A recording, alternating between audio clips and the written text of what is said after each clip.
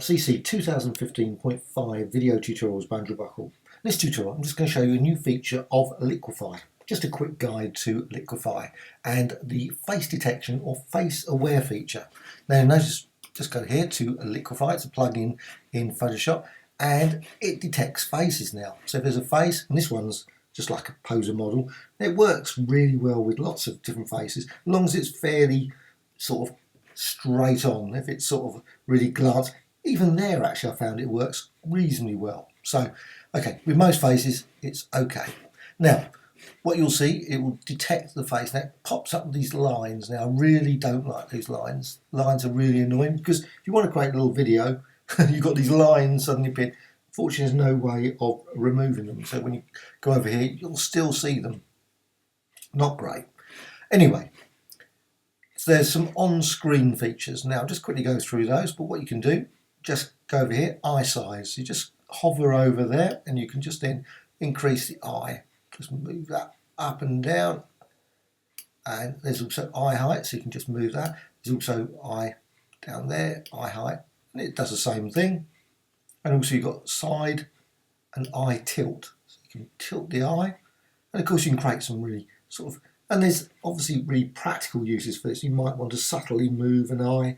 Unfortunately, one of the things is it moves both eyes, which would be nice if there was a split feature. But unfortunately there isn't. So you can just do that. You can see it moves both.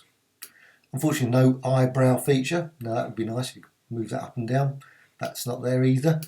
But it's certainly great for just maybe making it very subtle. Now you can also do the same here. Nose height. So you've got the eye.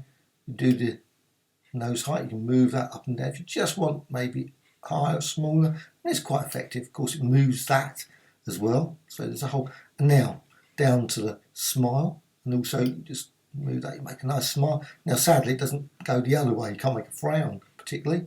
So you can go up down there, and you can also move that up and down. It's quite, it's quite good. Let's move that as well. So you can do both sides. So, and then there you can just make the face sort of come out. Sometimes, of course, you can make it really horrible looking. It's up to you, of course, how much you want. But certainly for practical uses, there's some great sort of things. Just for little subtle tweaks to a face, you might. Now, also, you can actually modify the face. So you can actually move the forehead, so you move that up and down. Now, what I've done here, I've got pin edges, because otherwise what happens is that it pulls down. So when you go like that, pulls that down. Maybe not exactly what you want. So you can, unfortunately what happens, it also moves some of these lines, which is not so effective, but it's still quite useful. There's also a few others around here, so you can make it slightly, maybe fatter slightly, or slightly thinner. So you can move that backwards and forwards. Also you make very different face shapes there. And of course you've got the controls over here. You've got jawline. It's actually got the various settings. I'm just going to quickly go over those in a sec. And you can just move that up. And again, you'll notice what unfortunately moves the hair as well. So if you've got there, but you can see the lines also tilt up. But it's still very, very effective to create some subtle changes, as well as maybe, like I say, an animated video that you can capture. Now, would be really great for animated video if you didn't have these awful lines around here.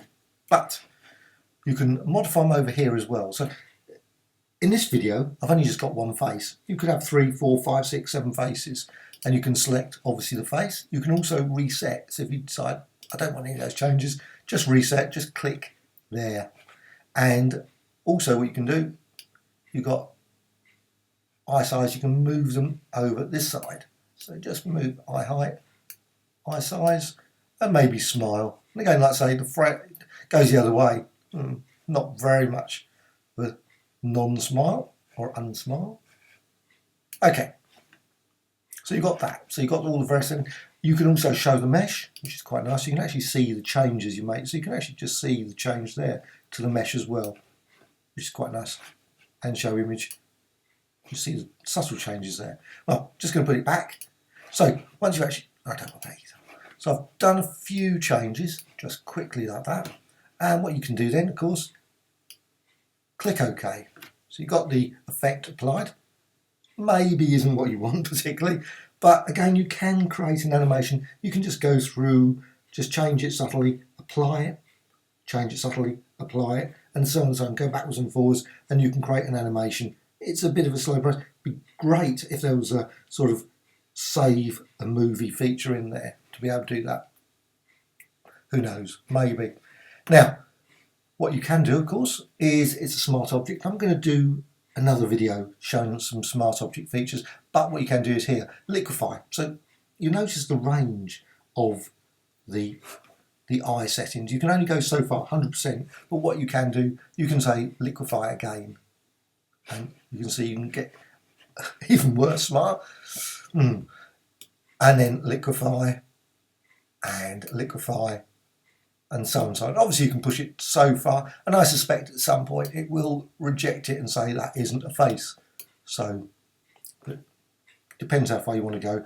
Great for creating like manga designs maybe, and that sort of thing. But you can go, obviously at this point you can just go back to that if you don't want that. Great new feature in Photoshop.